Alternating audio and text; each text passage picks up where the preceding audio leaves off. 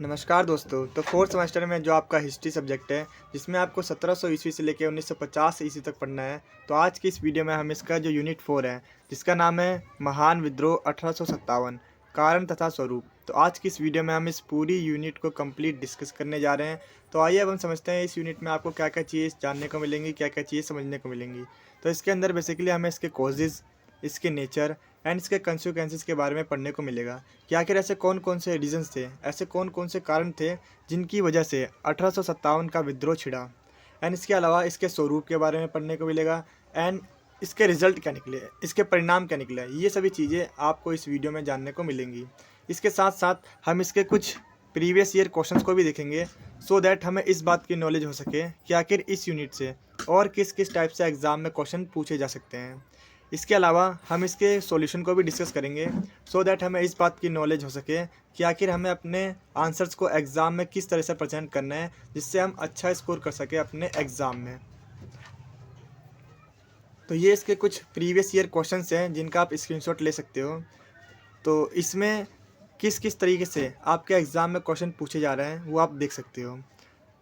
1857 के विद्रोह के स्वरूप एवं परिणाम की विवेचना कीजिए। ठीक है, 1857 के विद्रोह की राजनीतिक, सामाजिक, आर्थिक, धार्मिक कारण क्या थे। ठीक है, तो यहाँ पर तो आपको पता चल गया होगा कि 1857 के क्या क्या रीजंस थे। इस क्वेश्चन में इसने खुद ही बता दिया है क्या क्या कारण थे। एक कुछ राजनीतिक कारण थे, कुछ सामाजिक कारण थे, कुछ आर्थिक और कुछ धार्मिक कारण थे जिनकी वजह से 1857 का विद्रोह हुआ।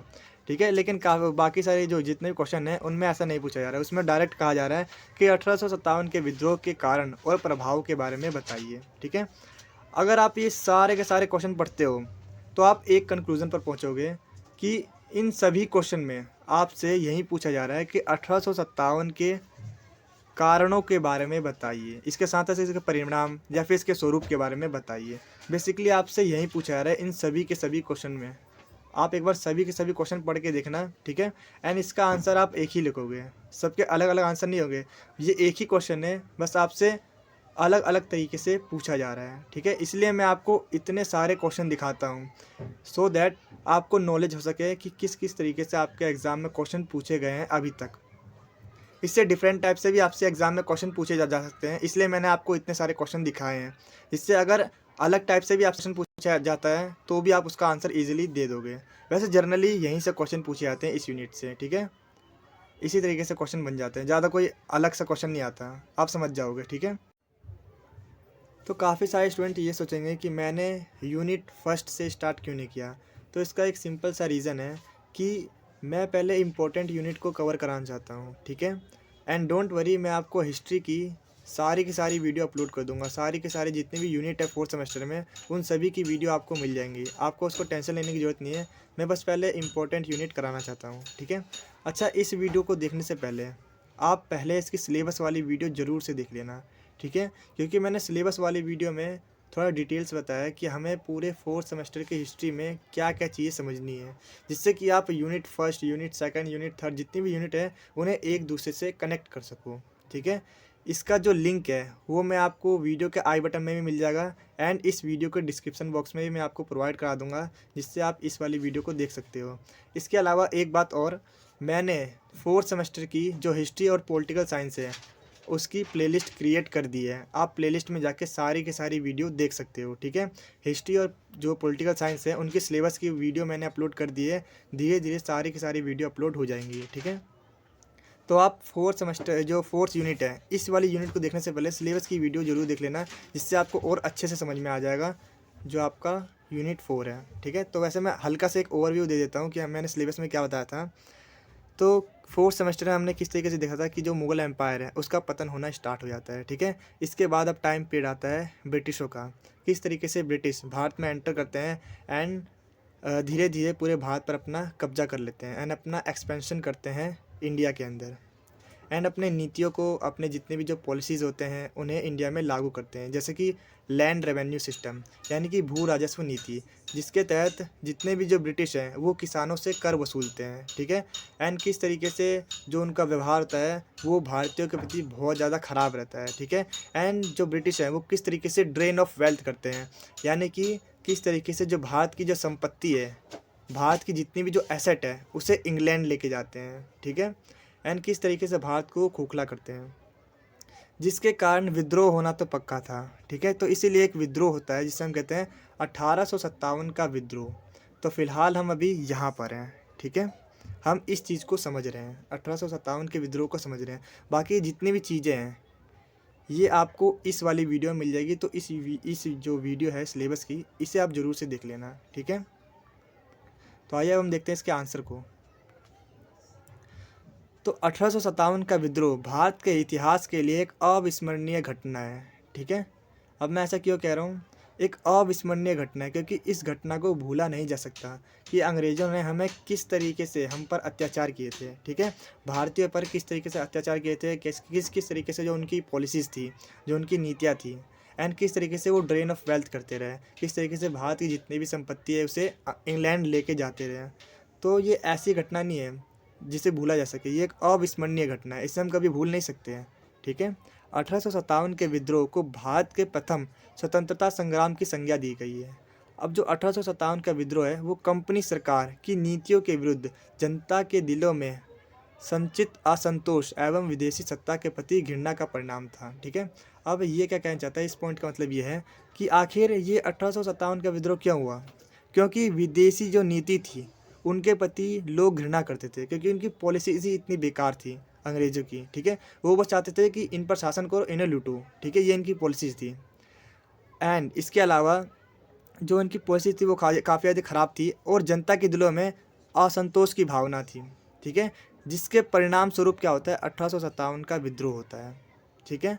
अब जो 1857 का विद्रोह है इसके काफ़ी सारे रीजंस थे, जैसे राजनीतिक कारण, सामाजिक कारण, प्रशासनिक कारण, आर्थिक कारण, धार्मिक कारण, ऐसे काफ़ी सारे रीजंस थे जिनकी वजह से ये जो विद्रोह है ये इतना ज़्यादा बड़ा हो गया, ठीक है। तो आइए इन सभी के बारे में डिटेल से थोड़ा और समझते हैं। मैं आपको यहाँ पर एक बात और बताना चाहता हूँ कि कई बार एग्ज़ाम में डलहौजी से रिलेटेड भी क्वेश्चन पूछ लिया जाता है, क्योंकि जो डलहौजी थी उन्होंने विस्तार की नीति को अपनाया था, ठीक है, जिसके तहत जो विद्रोह है वो और तेज़ी से बढ़ गया, ठीक है, क्योंकि इनकी नीतियाँ काफ़ी ज़्यादा बेकार थी, ठीक है, जिससे कि जो भारतीय है उनको काफ़ी ज़्यादा गुस्सा आया और ये जो विद्रोह है इसने एक भयानक रूप ले लिया, ठीक है।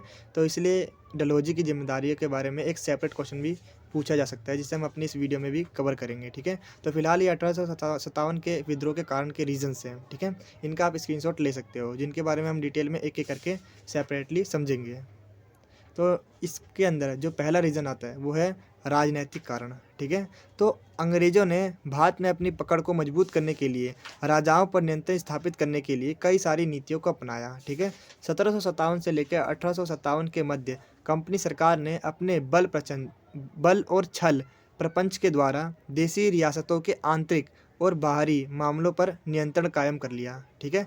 और डलहौजी ने हड़प या फिर विलय की नीति के द्वारा अनेक राज्यों का विलय कर लिया। इसके अतिरिक्त गोद निषेध की नीति के द्वारा सतारा, नागपुर, झांसी, संभलपुर और आदि कई सारे ऐसे राज्य हैं जिसे ब्रिटिश साम्राज्य में उन्होंने मिला लिया, ठीक है। तो इन्होंने क्या किया, जो डलहौजी की नीति क्या थी वो भी मैं आपको बता देता हूँ। इनकी हड़प और विलय की नीति के अकॉर्डिंग क्या था कि अगर किसी राज्य का कोई राजा नहीं है तो वो जो साम्राज्य है वो ब्रिटिश के अधीन हो जाएगा, ठीक है। और ऐसे में काफ़ी सारे जो राजा थे वो अपने राज्य को बचाने के लिए बच्चे को गोद ले लेते थे, ठीक है, किसी बच्चे को गोद ले लिया और बता दिया कि ये इस राज्य का राजा है।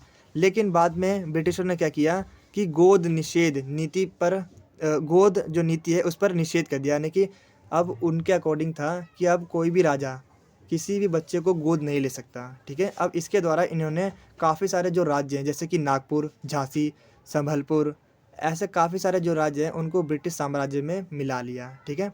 अब इससे क्या हुआ, भारतीयों का एक बहुत बड़ा जो समुदाय है वो असंतुष्ट हो गया, काफ़ी ज़्यादा गुस्सा हो गया, ठीक है, जिसकी वजह से ये विद्रोह स्टार्ट हो गया, ठीक है, ये कारण है इसके।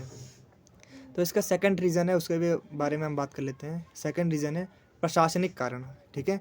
कंपनी सरकार की प्रशासनिक व्यवस्था अत्यंत दोषपूर्ण थी, ठीक है, काफ़ी ज़्यादा ख़राब थी।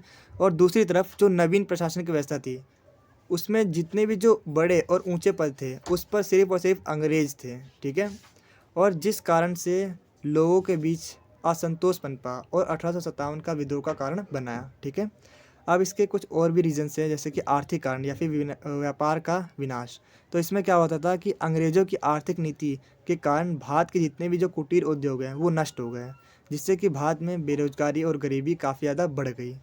ठीक है, अंग्रेज़ों की मुक्त व्यापार नीति से भारतीय उद्योगों को काफ़ी ज़्यादा नुकसान हुआ और भू राजस्व की नीति की बढ़ती मांग से किसान और जितने भी जो ज़मींदार थे वो दोनों को दोनों प्रभावित हुए हैं। ठीक है, अब इसके अंदर क्या था कि जितने भी जो अंग्रेज़ थे वो भारत से कच्चा माल इंग्लैंड लेके जाते थे और वहाँ से वो वस्तुओं बना के उसको भारत में लेके आते थे और भारत में उसे बेचते थे। अब जो ब्रिटेन की जो वस्तुएं थी वो काफ़ी ज़्यादा सस्ती होती थी, जिसकी वजह से जो भारत के लोग हैं वो उन्हें भी जो ब्रिटेन की जो वस्तुएं हैं उन्हें खरीदना पड़ा, क्योंकि उनके पास पैसे कम थे, गरीबी का अभाव था। ठीक है, जिसकी वजह से क्या हुआ, जो भारत के जितने भी जो कुटीर उद्योग हैं वो नष्ट हो गए हैं। ठीक है, और आर्थिक शोषण करने के लिए लोगों ने विद्रोह किया। ठीक है, भारत में काफ़ी ज़्यादा जो अंग्रेज हैं उन्होंने आर्थिक शोषण किया, जिसकी वजह से विद्रोह हुआ। तो ये इसका आपका थर्ड रीज़न है।